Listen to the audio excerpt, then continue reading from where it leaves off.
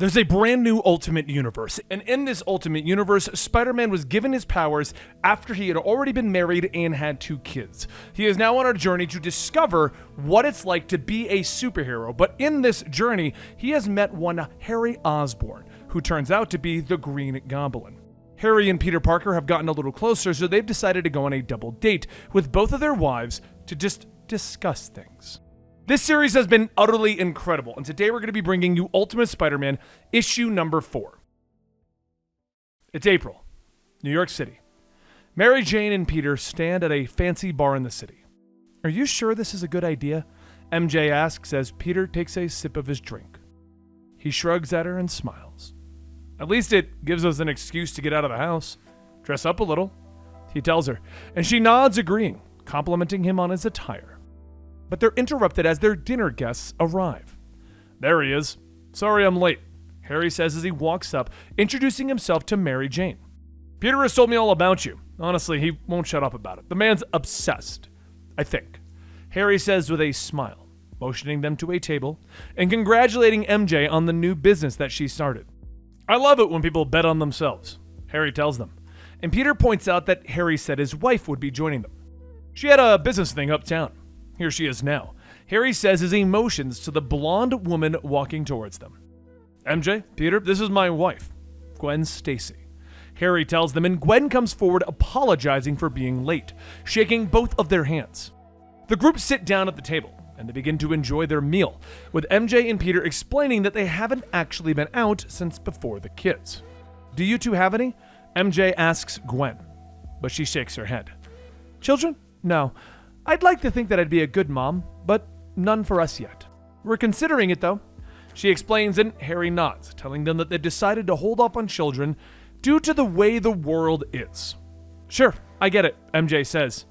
The conversation then shifts to MJ's new business, and she explains that she started a PR firm after working for several others and not liking to have to spin awful stories for awful clients.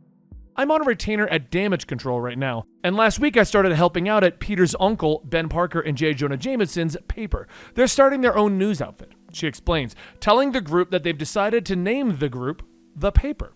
Meanwhile, at Peter Parker's apartment, Uncle Ben and J. Jonah Jameson are watching the kids. Jonah looks up from his spot on the couch. "I don't get it. We're doing the news online, not in print, and she wants to call it The Paper?" Jonah says, and Ben explains that it's supposed to be ironic and meta, but Jonah still grumbles about it. Finally, May looks up from her place on the floor with her toys.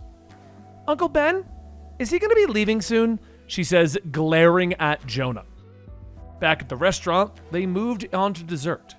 Harry seems surprised that the old reporters are starting a new news outlet, commenting on the world's news media and how it's a closed system and it's going to be difficult for them. "I don't know.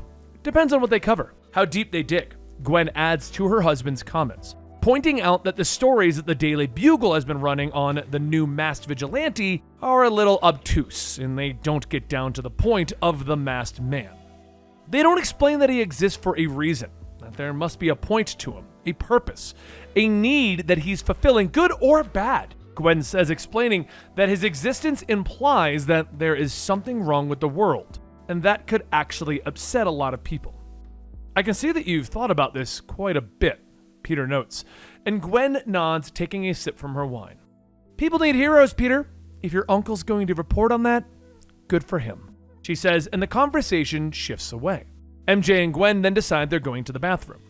There they touch up their makeup, and Gwen apologizes if she's coming on too strong with her opinions.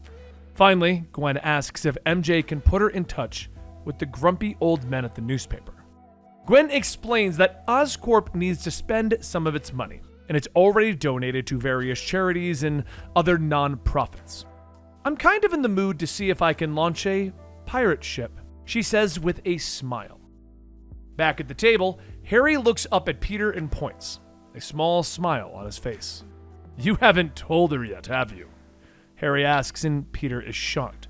"No, wait. You told Gwen?" he asks, and Harry nods, sipping his drink, explaining that he's told her everything.